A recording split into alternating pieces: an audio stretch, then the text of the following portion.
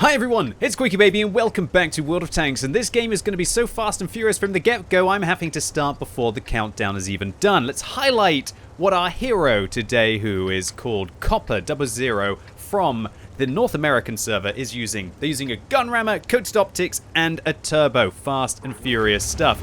Not sure if you really need coated optics for this map. I might try and drop that for using a durability module. But whether Copper is going to need the view range later on in the game remains to be seen. So Copper is playing in the Object 263.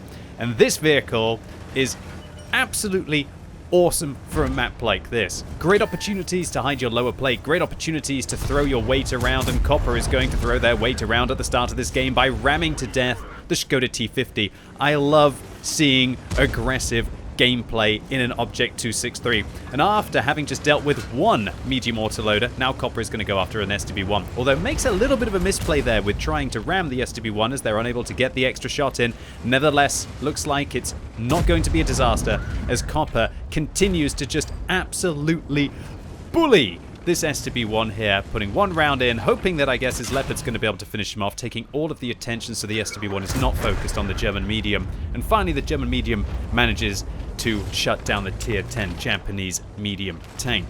And just like that, 2,500 combined right in the first minute of this game, having vanquished one equal tier medium tank and a higher tier medium tank to boot.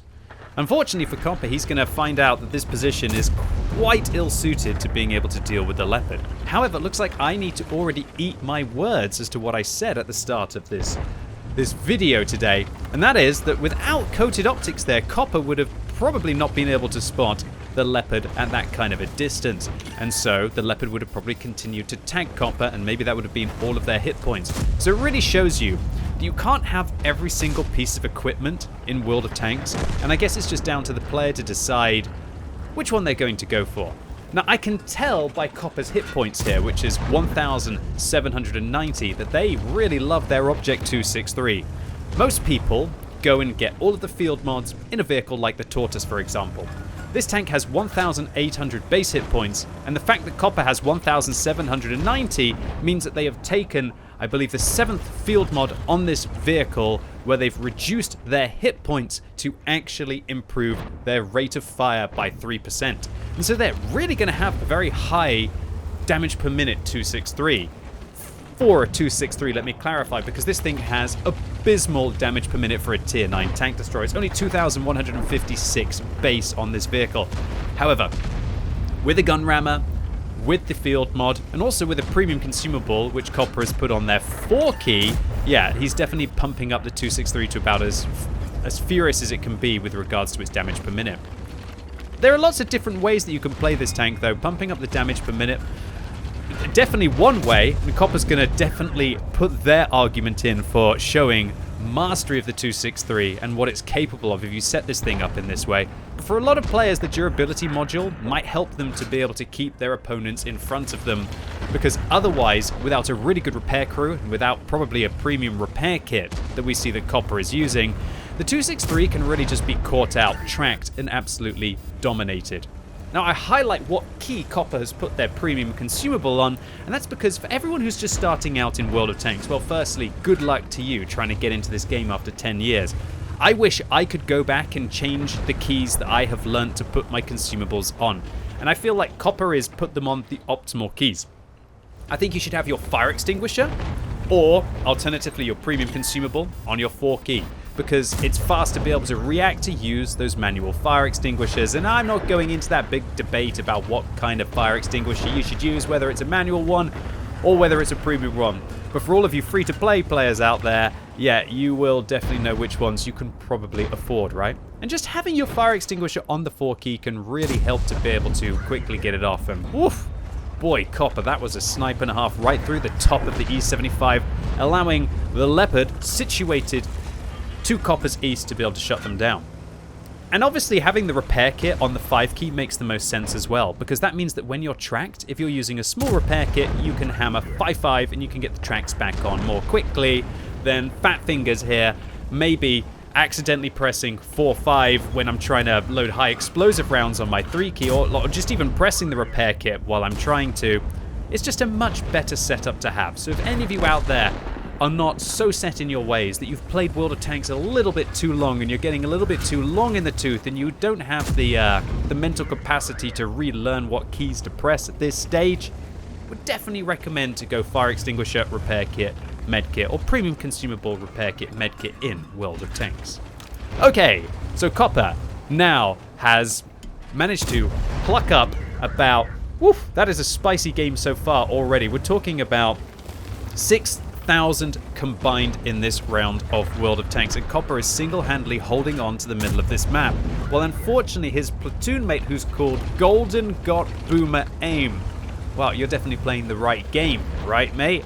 Unfortunately falls, and slowly but surely, even though Copper has been carrying his absolute pants off right now, Copper is starting to get into a dangerous situation where the enemy outnumber them by 4 tanks. So Copper is going to use the fact that the T-95 ricochets off the wonderful upper hull armor that 263 has to apply the pressure to use that improved rate of fire that Copper has taken on the tank and shut down the Tier 9 American tank destroyer, and shuts down the other Tier 9 Soviet tank destroyer that there is, the classic Object 704.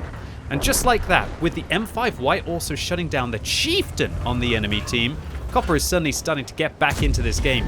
Ooh, not with a shot like that. That was some bad RNG there. Maybe a little bit of lag, maybe a little bit of ping. Unfortunately, Copper misses the Leopard, but luckily the M5Y who beat the Chieftain puts in a shot to allow Copper to be able to shut down the Leopard. It doesn't look like that Leopard was quite thinking in that scenario. Probably trying to get the side of the 263. Doesn't work out for the Leopard there, and now Copper ricochets yet another 155mm caliber gun, pretty much trying to deal with every other Tier 9 tank destroyer that's in the game, putting in a big meaty 600 alpha damage bomb, bouncing 2 high explosive anti-tank rounds from the Kunze-Panzer. Unfortunately, the subsequent shell bouncing off the T-30 there, reloading frantically as possible, ricocheting another shell from the T-30, what looks like it hits the tracks, and Copper is showing you exactly how you play the 263. Hide the lower plate and just keep banging. Go at them, show them who's boss in close quarters combat, but also apply some pressure at distance as well. So Copper now bounces another round, this time the T-30 firing gold at Copper, unable to go through, blocks 7,500 damage to add to the near 7,000 damage that Copper has dealt. And look at Copper showing just what a cool-headed character they are. Not going to sit in that gap, not going to try and follow it up with another shot for the T-30 because Copper realizes the Kunze-Panzer is most likely following. I think if Copper was maybe min-maxing there, he probably could have got one more shot off and then maybe gone after the Kunze-Panzer. However, it would have been a risk. And I think that what happened is when the Kunze-Panzer saw that Copper was changing their position to show where they were going, the Kunze-Panzer actually ended up turning left, went around, and now Copper, like an absolute 5-head, realizes that they're kiting the Kunze-Panzer and they've just got to go straight after this T-30. You don't have time to be passive right now. Great little jink to the right there. Copper angles the side of the vehicle, absorbing another 155mm caliber round from the T-30, and the Kunze-Panzer doesn't even get a shot into the back of Copper's tank, which now means that Copper can take 3 shots from the Kunze-Panzer, who is on full health. This is one of those awkward games of kissy chase in World of Tanks, where the 263 just wants to show the Kunze-Panzer how much they like them in the old kind of World of Tanks way. But unfortunately, the Kunze-Panzer is a very fast tank. Interesting decision here. We see Copper trigger Intuition, the loader skill, if you didn't know, if you haven't been around on this channel for that long. Definitely one of the best skills in the game. To load a high explosive round. I guess because they thought that they were going to be able to have a clean shot into the back of the Kunze-Panzer there. Now, the high explosive rounds on this tank with 75mm of pen and 700 alpha damage can really absolutely slap. Now, I'm not sure whether that one penetrated. It could have been a penetrating shot that just rolled really low, or alternatively, it could have been just been a non-pen. That's if it was a high explosive round. It's such a weird amount of alpha to have done, 574, that it could have even been an armor-piercing round. Rewind the replay and tell me whether I'm an idiot or not, whether that was a low roll HE or a non-pen HE that still seemed to do a huge amount of damage, like 3/4 of what the HE would have done normally, or whether it's just that low HE roll, or an AP round altogether. I like also how Golden Got Boomer Aim is shutting down all of the chat that there is on the NA server. Having played on the NA server recently, I can say you guys are very talkative. And it's actually awesome. I really enjoy it. I like the fact that everybody's getting vocal inside the game. It's something that we can all be passionate about, right? However, just don't tell the player who's on 7,800 damage and 2,600 assistance and has blocked 8,000 and managed to get a top gun here in a tier 10 game what they should do. I think in this situation, the only real useful thing is if you see a tree fall or you see a piece of rubble crumble and then say, ping the map and say, saw a tree fall here. That could be useful in this kind of a situation. But apart from that, I just feel like you're adding clutter to someone who is mentally in the zone and just carrying you across the finish line, or at least hopefully. And right now, yes, you should just really keep calm and just let them do their work. And what Copper's doing right now is art, boys and girls. Okay, so Copper is in a rather tricky situation here. You're against a fast and medium tank on a map with a lot of bushes that are surrounding the cap circle. I really don't think that Copper can actually manage to cap right now. If they do cap, that means that the Kunze-Panzer could just come and sneak into any one of these bushes and be able to shoot Copper's lower plate because there's no cover in the cap circle and no dead tanks to use. And remember, with the Object 263, this tank's armor is infallible pretty much, apart from that horrendous lower plate, so watch out for that. So Copper has decided that he's got some time. Remember that you need 1 minute and 40 seconds to be able to cap, because you're going to need 100 seconds for the 100 cap points. So Copper's got some time. He's got about a minute before he's got to decide what to do. And in this situation, I think that Copper is playing optimally. He's ready to turn his attention towards the locations over here to be able to see if he can be able to get shots either on this corner, alternatively the Kunze-Panzer gets spotted trying to make their way across to be able to get the bush locations.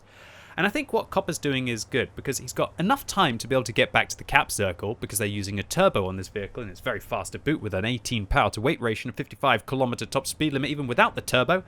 And so Copper's got more than enough time to be able to get back towards the cap circle. And I think that that's his highest chance of winning the game is the Kunze-Panzer caps and then they go and they punish the Kunze-Panzer inside the cap circle. I think that it would be a mistake for Copper also to cap right now while he's still got time later on in the battle. Because what's likely to happen if they cap is the Kunze-Panzer is just going to set up the ambush shot, but then Copper will have to react, just probably drive straight towards the Kunze-Panzer and try to bully them in a situation. That would be the optimal play in this scenario. But if you've got time, use it. Use it. See if the enemies will make a mistake. However, if Copper was outnumbered in this situation, it wasn't a 1v1, it would definitely be a time to play as aggressively as they were earlier on. Really, I just love the way that Copper has played this entire game. Played flawlessly. A great mental player. It's like watching chess right now in World of Tanks. And unfortunately, time has now been sounded. And with almost flawless perfection, Copper would have gone into the cap circle there with 1 minute and 40 left with enough time to be able to cap. However, the Sixth Sense goes off, Copper misses a high explosive round. Probably a good idea to load armor piercing rounds here now, Copper, because you're going to be able to destroy him at least about 70% of the time. And now, it doesn't matter what has happened so far if Copper doesn't manage to take this one down. Now, he hits a high explosive round, but it doesn't manage to penetrate, so now he's still going to need to high roll with an AP shell or manage to connect the ram as well. The Kunze-Panzer managed to put a round inside Copper. Will he high roll? Will he not? He does manage to connect the shell. The Kunze-Panzer actually gets the gun round and bounces a high explosive anti-tank round off Copper's upper hull. And that allows Copper to ram kill probably their second, if not third tank this entire game with a huge amount of ramming damage all the way through.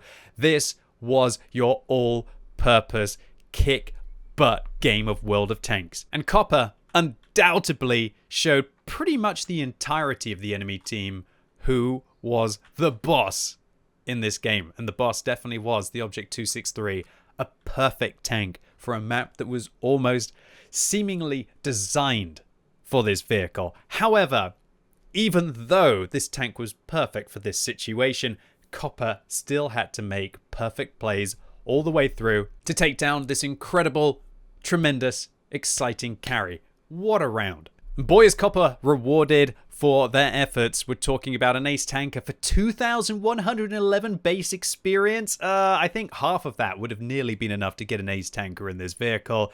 A cool headed medal for surviving 10 ricochets. That's something that you only usually get at lower tier. Copper pretty much getting it against 150mm caliber guns. A steel wall medal for blocking 9,000 damage in this game, and a high caliber for that 8,862 game. I bet you the Chieftain on the enemy team, who also had a great round, 7,700 damage, probably thought they were getting the high caliber, only to be completely yoinked away through flawless plays in a lower tier tank. And also the Top Gun for Copper's 7 kills in this game. And he even makes a bit of a profit with the premium account after resupplying all of that ammunition and consumables. Well, Copper, what is there to say? Just a huge congratulations to you on what is one of my favorite games of the year. You took a great tank for the situation and you played it to perfection. And these are the kind of games that I love to see and love to commentate on from the World of Tanks community. So, Copper 00. Congratulations to you on this mammoth game, and thank you so much for uploading it onto the What Replays website for the community to enjoy. I hope you enjoyed my commentary on it, because it was my pleasure to embrace your round. And yeah, look, mate, usually when I read titles on the What Replays website, which are as confident, maybe overly confident, as showed them who is boss in the 263, I can't critique it at all. You really did. And I hope all of you out there watching this on YouTube enjoyed this video as well. If you did, give it a thumbs up. If you hated it, give it a thumbs down. And if you're watching this video as it's released on Sunday, it's time for the World of Tanks Tech Tree Showcase live right now on twitch.tv/QuickyBaby. And this week, the E100 is the winner. That was my first ever tier 10 tank, and I'm looking forward to showcasing the entirety of the line live today. And so if you've ever wanted to join me through a trip down memory lane where I play through all of my original first tech tree tanks, then come along. It's going to be tonight. And so I'm really looking forward to seeing you all live right now on twitch.tv/QuickyBaby. And as always, thank you so much for watching. You've been epic, and hopefully I'll see you soon.